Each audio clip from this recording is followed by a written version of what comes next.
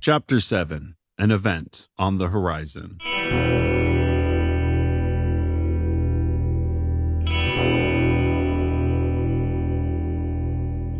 (2016) Napa, spring. One afternoon between groups, there was a knock on my door. "Stoltzner? Telephone in the pool room," the voice announced. "Hello?" I said into the receiver. "See, it's Lily," my lawyer answered. "Hey, Lily, it's good to hear from you," I happily told her. "Yes, you too, Mr. Stoltzner. From what the court reports say, you're doing quite well in Napa," she complimented. "The court received your writ for a placement in a less restrictive environment. From everything I read, you meet the criteria, but whomever is in charge must be dragging their feet because according to the law, you don't need to be there any longer."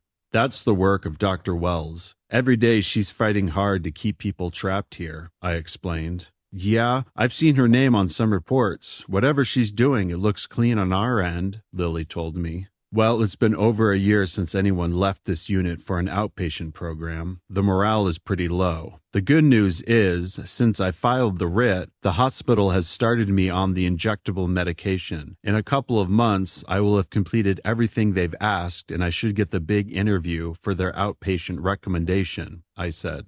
"Good. That recommendation will help, but it's not completely necessary. I think we can win without it. Keep doing what you're doing. In the meantime, let's not pull this writ. It'll motivate the treatment team to move things along and hopefully keep them honest," Lily advised. "Okay, Lily, thanks. I'll stay at it here," I told her. "I know you will," she reassured me. "I'll be in touch, Mr. Stoltzner. Goodbye."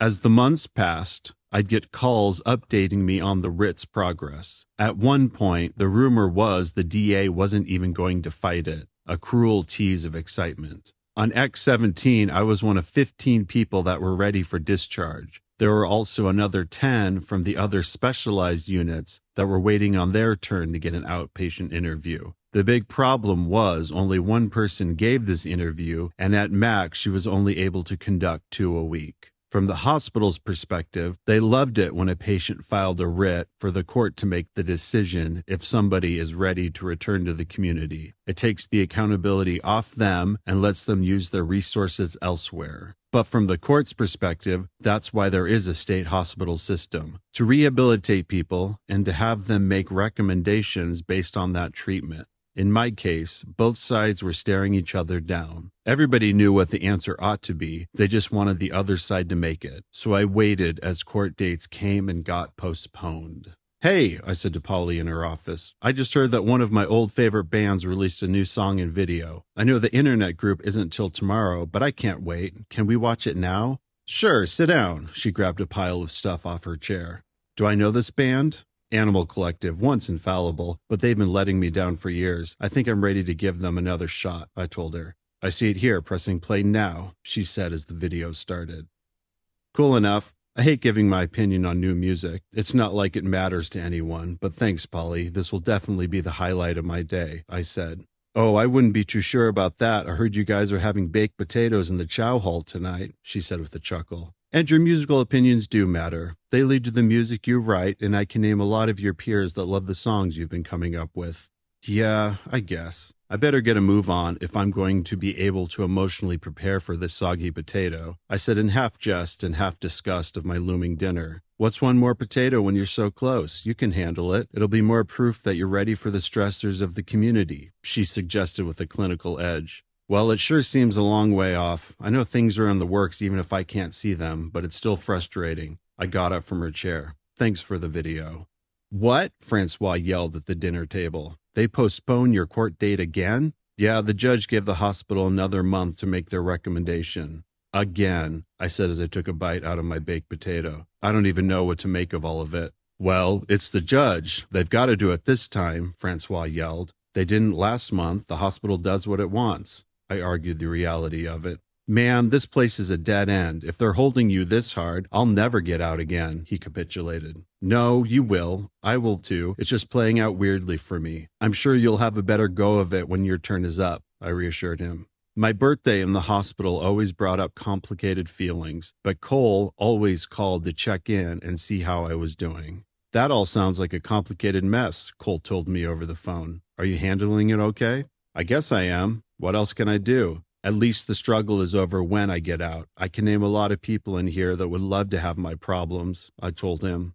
I bet. I got your last CD in the mail. I haven't been able to hear it yet. You send them so often, I'm always behind. I don't have a CD player in my car, and it's hard to find time at home to just sit and listen, Cole reminded me. I'm sorry. I don't know who else to send them to. It just sucks having all this new music with no outlet, I admitted. No, keep at it. Keep sending them, Cole told me. We've got to document this the best we can. I should get going, but I just wanted to call and wish you a happy birthday. You're still loved and on people's mind today, Cole said as we made our goodbyes. As the social aftermath of my offense within my community, the stressors of my looming court case, and the small daily struggles of living on the unit all occupied my mind, I had a lot to think about as I sat on the swinging bench with my MP3 player and iced coffee. But after years of dealing with similarly difficult circumstances, I found my own equilibrium in which to process them. Time. I'd been under these difficult circumstances for a while now, and in my interactions with my peers, I found that we all had this in common. Once we were recovered and properly medicated, we were all just normal people. You would have to be told that any one of us was responsible for such horrible crimes. But the two different reactions I saw were the same as the undulating feelings I dealt with out on that swinging bench. To give in to the nihilistic feelings that your crime and subsequent pain constantly present you with, or to try and have some kind of productive way of approaching the opportunities currently before you. When I thought about it all under these two extreme reactions, I found that my skills and training as an artist-musician molded me into a person that sought self-improvement as a means of exercise and necessity. I realized that the hardest parts of my life were spent idle and without muse. But just as often at night, when I retreated to my room and hid under my jacket, I'd fight to ignore the simplicity of my life and current experience. I'd think that there was something important I was missing out on, that incarceration was keeping me from my full potential and wasting the gifts I'd been given. As the years went by in X-17, I painfully learned that there wasn't anything more important than my current experience, and I was only in control of my reaction to it. Knowing that, my family back home, the outcome of my court case, or the annoyance that someone didn't properly mark down their name on the laundry list, became less daunting and always manageable. I'd just sit on that swinging bench as the hummingbirds came and went, acknowledging the perceptions that made up my life, and found a stillness that had all of the hallmarks of happiness. It's the weirdest thing. Everything smells like cleaning products, I told the nurse as she did my monthly vitals. Really? How long has this been going on? She asked. A couple of days, on and off. I'm worried I have a brain tumor. My concern was reported to the treatment team. They had theories. You're symptomatic. I already talked to the DA. We've got to get you healthy before we can send you out there. It's for your own safety, too, Dr. Wells told me aggressively in a small team meeting. What? Just like that, it's all over? My shot at getting out? But I did the right thing. I openly told staff what was going on with me, and now it's over? And was that even a real symptom? What about a brain tumor? I'm still worried about that. Come on, you guys got to work with me, I told them with the most emotion they'd seen. But the response I got didn't change. You're symptomatic, Dr. Wells reiterated. There's not much I can do with the situation. Dr. Wells told me she's prepared to testify against you. Plus, they never gave you the outpatient interview, so you don't have the hospital's full recommendation. My hands are pretty much tied here. See, my best advice is wait them out. In 6 months, this will all have blown over, and you'll be eligible for outpatient treatment again. I'm sorry, Lily told me over the phone in the hallway by the nurse's station. This was the kind of news I had to keep to myself. Mainly because I couldn't vocalize the first few words in the string of sentences I'd need to even begin to explain this. I just hid under my jacket and fought dark thoughts. See, my boy, how's it going? My dad asked over the phone. Any word on when they're letting you go? No, Dad, it might be a while. We'll see, I said as I hoped the topic would change. What? What do you mean? I thought it was happening any day now, he asked for clarification. I don't know, Dad. Look, can we talk about something else? I pleaded. A few miserable days later, from underneath my nylon khaki jacket, I heard a knock on my door. Hey, C, the unit social worker wants to see you, another X-17 patient told me. She was a cheery lady named Patty. She had short, blonde, wavy hair and a lot of personality. The type of lady that called everyone hon. "Good news, you're all set for Tuesday," she said with a large smile on her face. "For what?" I asked. "Your outpatient interview, 10 o'clock, Tuesday morning. It's all set," she continued behind that big smile. "I'm sorry, but you must be mistaken. Dr. Wells says I've been having symptoms and now I have to wait another 6 months," I said as I won the battle inside my head to not believe the good news Patty offered me.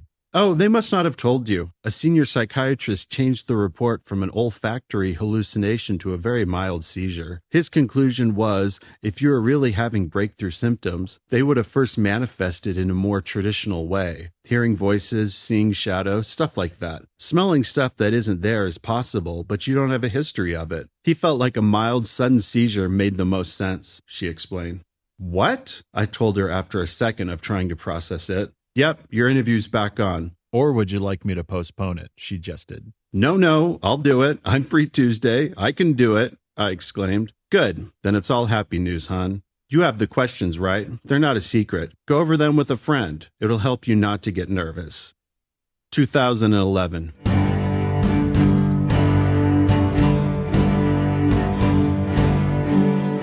February 10th, a bathroom in Alta Sierra. "Okay, let's get him up. Towel. Hand me that towel," one cop said to another. "Does he have any clothes nearby?" "Yeah, in his room. Let me grab some," my dad answered. "Here, it was the first thing I could find."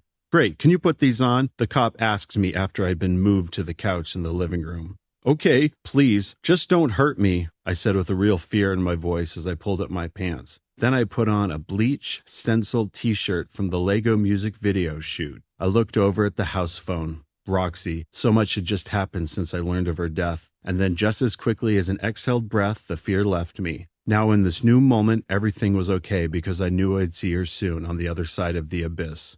"Okay, see, we have to put these on you. It's as much for your safety as it is for ours. Can you just relax and give us your wrists?" one of the cops said before he tightened down the handcuffs. After they confined me to the back seat of the patrol car, I had to wait a while. But for what? I didn't know. There was a dispatch radio to keep me company. Some chatter was about me, but the rest was mostly codes that I didn't understand. There was also a computer screen visible on the dash, and on it, I was able to read a list of the last few stops I had just made in town. "So they were following me," I said silently to myself as the two cops talked to each other outside the vehicle. With this news, my anxiety returned. "I hope it doesn't hurt. I hope they just shoot me when I'm not ready for it," I thought. As I continued to wait, I noticed a blinking light on the dash. I didn't consciously know Morse code, but as I sat in the back seat of that cop car, the message came through loud and clear.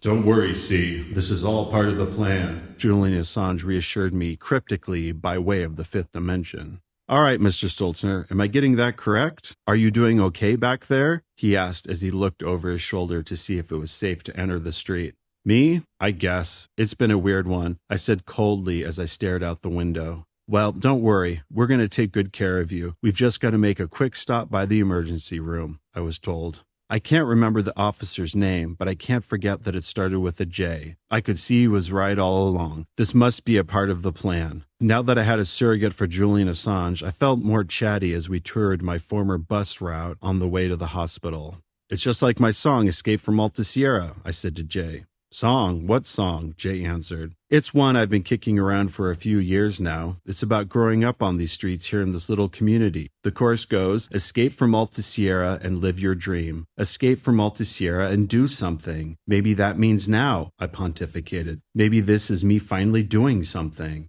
I was getting the royal treatment. There was a gurney waiting for me when we pulled up to the emergency room. This was a whirlwind. Nurses taking all kind of vitals, all which were extremely elevated. One of the nurses knew me. I went to school with his son and we shared a birthday, September 11th. I found comfort in this and it seemed fitting. I guess with all the commotion, I was yelling a bit. I'd been holding it together better in the cop car, but the energy of the hospital didn't suit me. Once I'd been assessed, they brought me to a small room for observation. Jay was still with me. Now the handcuff was attached to my left wrist and the handle of the bed. I had been repeating a disturbing message to everyone since I arrived. My right hand creates and my left hand devastates. Jay's shift had come to an end and a new cop was brought in to replace him. I don't remember his name either. I just know it didn't start with a J. I bet you feel better now that you've eaten. The food here ain't bad. I've had it plenty of times, the new guard told me. It's all right, just a ham and cheese sandwich, but I think I'm over meat, I said as I threw the crust off to the side of the tray. Are you allowed to call my family? I can. Nothing I tell them will be private. What did you want me to say? He asked. Could you tell my sister Starla that one clue is in the baseball glove in Dad's car? I told the officer. Anything else? He asked as he afforded me the opportunity for needed communication. Yeah, tell them I'm fine, and after this I'm going to be a vegetarian. Hours earlier, my clothes had been taken, bagged up, and had been set outside the door of my hospital room. As an old woman walked by, she brought this to my attention. What are they doing to these clothes? An old woman asked. I don't know, Gladys. They're just police. Leave them alone, the accompanying nurse told her. Yeah, what are you doing to my clothes? I asked the guard. Just relax, Mr. Stoltzner. You've been doing such a good job of staying calm. Let's try not to get worked up again. As I waited, time warped around me. 1 minute I was sure I was about to be killed. The next minute I'd just be confused by it all. I don't recall what motivated me, but I can still see the cop gag as I systematically ripped them out by the root, my glorious 1.5 foot long sideburns with my devastatingly restrained left hand. Now they were nothing more than the top layer in a small trash can in the corner of the room. I was getting sick of waiting. Mr. Stoltzner, I'm Detective Jones. I was hoping you'd be willing to talk about your afternoon out at the Alta Sierra airport. A new, unfriendly face asked me.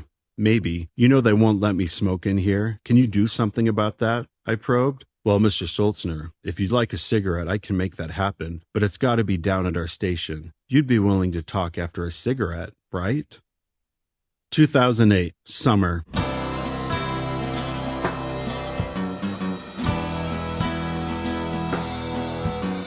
Coping with disappointment. The back patio was an odd choice for such a serious conversation. It must have been because it was the only place to pin down my dad. He had been used to the tool shed to smoke weed in when my mom was still alive, but now that she was gone, he continued to out of habit. Sounds good to me. If it's half as nice as you say, I don't even need to see it, I said of the ranch offered to host the memorial. Good, that's settled. Now the tough question. Who do we want to MC it? Starla said, as carefully as someone pulling the pin on their first grenade. Rick or Dale? Rick for sure. Your mother liked him. He was a good pastor. Dale? No way. The last time he called, he was parked down the street begging for the chance to raise her from the dead. I don't even feel comfortable with him showing up. My dad emphatically made his decision known. Yeah, but Rick moved away years ago. I know he's coming, but this is Mom's service. Shouldn't it represent her today? If we go with Rick, it's like a giant FU to half of her friends still coming. I don't think we can win this either way, I argued with myself. I'm with Dad. Dale's out. I don't care who does it as long as it's not him, Sandy voted. I agree with C. Whoever we pick, it should represent her better. Any other ideas? Starla asked the now smaller family. I can do it. I don't want to, but I can. That's a good compromise. Let's make it less churchy and more of a celebration of her life, I suggested. Yeah, let's do that, Sandy approved. Works for me, my dad agreed. Okay, but what are you going to say? Please plan something, C. It'll stress me out too much if you just wing it, Starla pleaded. Once we changed the notice from a memorial to a celebration of her life, the planning took care of itself and all I had to do was think of stuff to say. But things escalated quickly. It went from 1 keg of beer to 3, and the idea of wine to needing some of Starla's friends to show up early to uncork a table full of it. It was going to be our celebration of her life, and my mom's church friends were going to have to deal with it. Thank you all for coming. It's so great to see so many people from my mother's life, but today I'm going to do something my mother always hated, show up totally unprepared and still do a great job, I joked with the gathered crowd. After an hour of different people from my mom's life speaking their piece, we ended the service by honoring my mom's only request. Starla, Sandy, and I got up and sang the Beatles song In My Life. Afterwards, as people left or settled in to drink, I stacked the chairs, folded up the tables, and loaded up my dad's SUV with the black trash bags that contained the remnants of a wonderful potluck. I'm told I couldn't eat much. As I completed the tasks Starla assigned me, I found my dad at the bonfire and crouched down low by his ear so he could understand me. Dad, listen to me. Here are your keys. Don't lose them. When you wake up here in the morning, you're going to need to go to the dump. All of the trash is in your car already. Do you understand? I said loudly into his ear. Okay, see, I will, he drunkenly replied. You guys seem set on booze, so I'm taking one of the half-empty kegs, I explained. Okay, see, I will, he drunkenly repeated himself as he tried to get back to the party. Fine, just go to the dump, I said as I stood up. Okay, see, I will. With that half keg of beer in the back seat, I met a handful of my friends over at one of their houses as they joined me in my first drink since my mother had gotten sick. You did real good today. I think your mother would have approved, Eli told me as we smoked cigarettes and refilled our glasses out on the porch. Yeah, I'm just glad it's all over, I said as I took a big drink. Now I can get back to music and figuring out something to do with my paintings. That's a good plan. Work it all out with your art.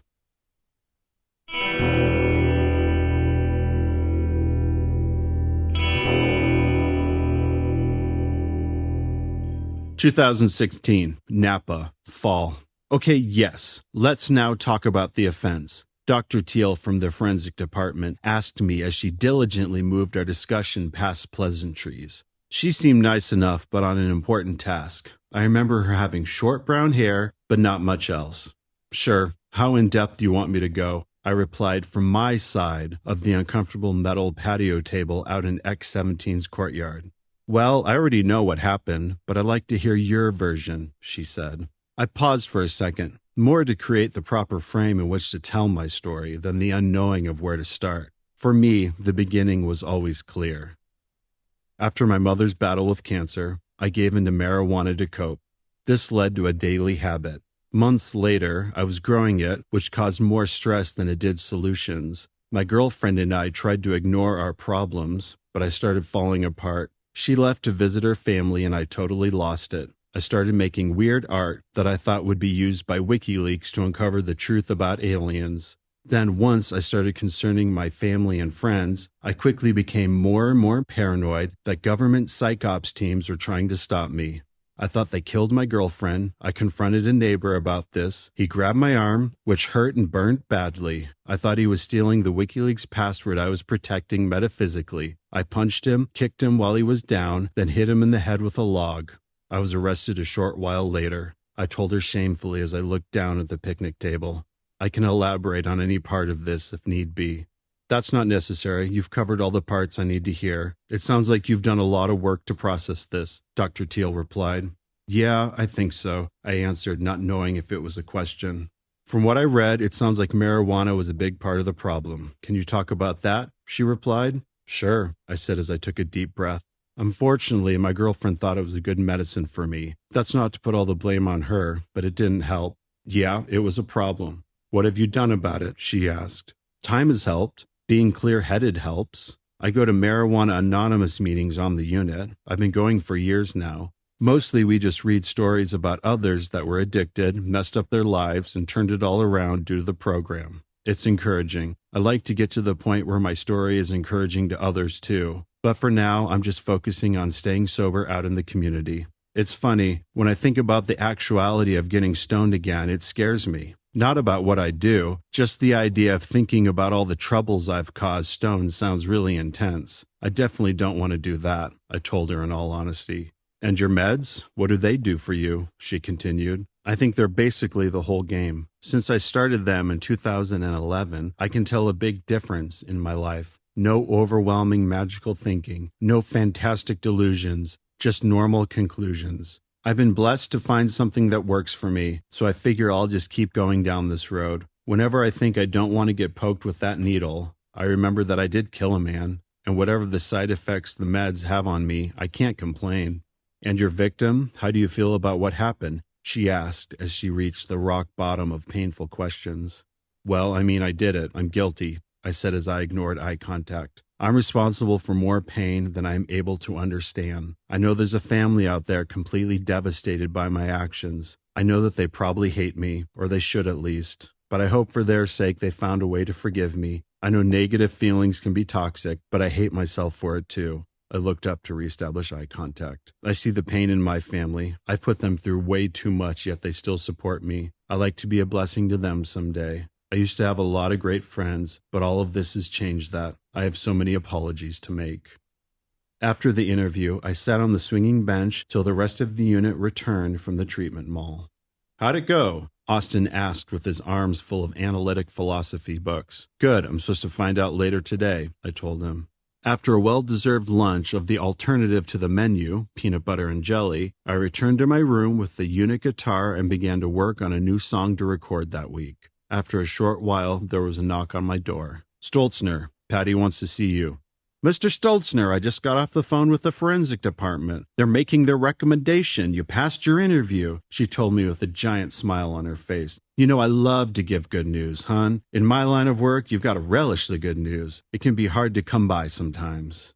Now, with nothing but green lights, I called home and shared the news. Everyone was thrilled. It was a needed acknowledgement of my hard work and my family's commitment to me. Now the DA would have nothing to argue. Lily had everything she needed. By the end of April, I had a minute order from the court for outpatient treatment in Sacramento.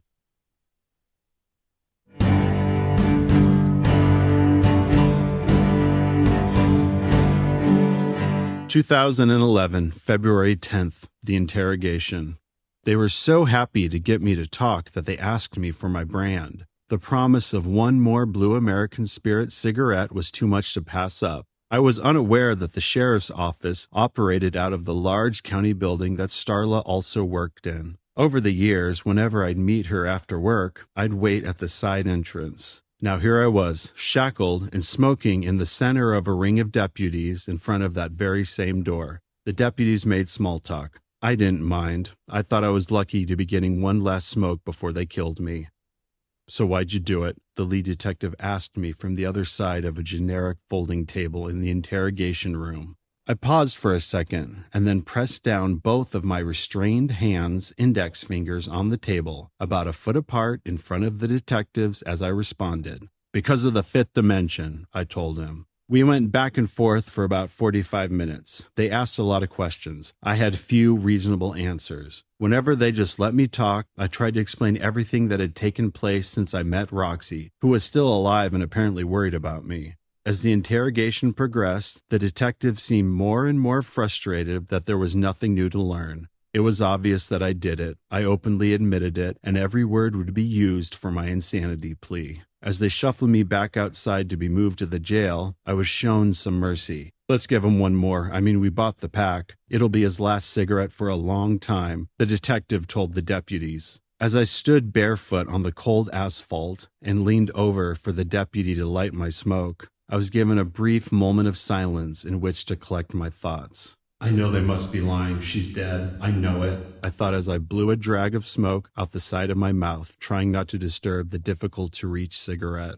"I hope they do it soon and get it over with. I don't want to live like this, having to jump through hoops just to have a smoke. It's not human," I thought as I exhaled again. How could God let me down here? I met him that night with the fire tornado. It's proof." My mind wandered as the ash built up at the end of my out-of-reach last cigarette. "I'm tired and hungry. If they're not going to kill me, I hope they just give me something to eat and leave me alone," I thought as my unintended wish was about to come true. "Come on, you guys. It's late. It's cold. Is he done yet?" the second detective shouted from the patrol car. "Come on, Stoltzner. Let's wrap this up," a deputy told me. With the stillness broken, I made the painful reach and grabbed the cigarette out of my mouth, taking one last drag before I flicked the remaining ash out of habit. Needing no more favors, I dropped it on the asphalt and snuffed out the cherry with my bare foot. "All right, guys, thanks. I'm ready," I said in ambivalence to my impending death. The county jail was a very short trip. It shared the same parking lot. Once inside the walls of the Sallyport, I was released from the shackles and surrounded by a team of correctional officers. They brought me to a small room where they took blood while an officer filmed with a video camera. Once the blood work was done and the officer started putting away the camera, I thought, "Here it comes." But that was it. Nobody laid a finger on me. They peacefully brought me to booking, where they sat me down in front of a TV for an hour as they did paperwork. Then came the mugshot, ID wristband, physical inspection, and a change of clothes. Then I was handed a large cardboard box. I was told everything I needed was inside. A couple officers escorted me down to administrative segregation, and just like that, I was on my own in a shrinking cell. I opened the box. There were a couple of blankets and sheets on top of a small bag of toiletries. It wasn't hard to figure out. I had a fitted sheet to cover the green plastic mat and a slim sheet to separate me and the wool blanket. Now all I needed was something to eat. I looked around the cell. I saw a button on the wall. I pressed it. "Yeah?" A voice responded shortly. I'm sorry. I don't know how any of this works, but I'm very hungry," I asked helplessly. "Breakfast is at 5:30, the voice replied. As I climbed into bed and quickly drifted off to sleep, there were no thoughts about tomorrow. There was no concern for the aftermath this horrible day would bring me. I just slept till breakfast.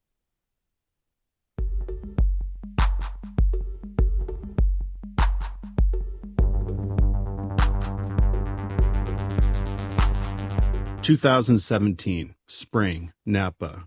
I was sitting out on the swinging bench when Polly found me with a message. 'Oh, hey, there you are. I just got an email about you. The outpatient program from Sacramento is picking you up on May 25th. They're sending a guy named Ron. He'll be your new therapist. Isn't that exciting?' That night, I got on the phone with Sandy. Now I had an urgent request. 'I don't know. What do people wear these days?' I asked. 'Well, people wear all kinds of things. You see a lot of staff. What do they wear?' Sandy answered. 'I don't know. Maybe we should just try to keep it simple. How about some Levi's, a pair of Converse, and I'll need a shirt, like one of those glass button Western ones. Can you look for something like that?' I wondered aloud. 'I can look. We should also get you a pack of t-shirts, socks, and some underwear.' 'Wow, you're going to need everything. You're totally starting over.' 'Okay, let me get a pen. I need your sizes,' she told me with real excitement that I hadn't heard out of her in a while. As the weeks counted down, I couldn't hide the smile on my face. I was able to organize one last show with the band. It was warmly received. I had a lot of songs to choose from. I had written roughly 200 since I got to Napa. I was also able to make a recording for each. I had kept busy and was now quietly planning my musical comeback once I settled back into the community. The Friday afternoon before I left, I walked back to the treatment mall with the beginning band. Polly announced to the group that I was leaving, and along with other farewells, I was given a thoughtful goodbye from another patient whose mental illness was more severe than mine. Go and be successful with your life, because if you can't, how am I going to be? As I selfishly navigated the clinical rigors of the state hospital system, I put little thought into how it was positively affecting the others around me. At the time, playing music was just a thing I did for myself, but with all of these goodbyes, I was reminded that there were many more present for my musical experiences. And even larger still, my success over my illness, my treatment, and the legal system reminded the other patients that it's possible, that their day can too come. Due to factors out of my control, I got a poor last night's sleep at Napa State Hospital. That was fine. Even under perfect conditions, I think I would have tossed and turned in anticipation of the upcoming momentous event. I got out of bed before the morning breakfast bell, took a shower, and finished cleaning out my locker. I'm a pretty good Tetris player, but I had more stuff tucked away in my locker than I remember putting in. I collected a big pile of the khaki state clothes I'd been wearing that I now no longer needed. With my arms full, I carried them to the bathroom to put in the laundry basket. I even paused before I did. Is this all really happening? I thought to myself. As I sipped my morning coffee in the dining room, the whole unit applauded my departure. It's important for everyone to see a person's journey at the hospital come to a positive end. I've never been a big fan of applause, but in this case, I was happy to be the center of this communal ritual. After all the commotion, when everyone had returned to mentally preparing for another day of hospital life, I looked around the room to see all the faces I'd soon be leaving. Is it okay to say I was a bit sad to be leaving all of these sad people in their sadness? I guess it is. Every time someone else had left before me, I was all the sadder for it too. It was all so complicated. I think I'll be over this place the minute I'm out the gate, I thought, but these melancholic faces are sure killing my buzz. As I waited for my pickup, I went out to the courtyard to say a few more goodbyes as everyone gathered to leave for the treatment mall. You've got my stories right. On your flash drive, they're good stories. You should read them, Francois loudly told me. All right, Francois, I will, I conceded. Okay, be good out there. Don't be like me. Don't mess it up, he said as we shook hands goodbye. Now that everyone was gone, I easily heard the doorbell. Come on, Mr. Stoltzner, it's time to go, the short nurse said as I grabbed my things and followed. This him, Stoltzner? The transport guard asked the nurse. Well, come on. You can put your stuff in the back. Then I've got to put these handcuffs on you. But don't worry, it's a short trip. As vividly as I remember going through the gate on my first day, I wanted to remember going out. So I sat quietly as my papers were presented to the guard that manned the station. No problems, just a little small talk, and we were on our way. Through the event horizon of the razor-lined gate and back to the admissions building, where I was placed in a newly built large cage. "Is this all you got?" a man asked me from the free side. "Me? I think they left a box of my stuff outside," I said. "I already got that. I'm Ron. Are you ready to get out of here?"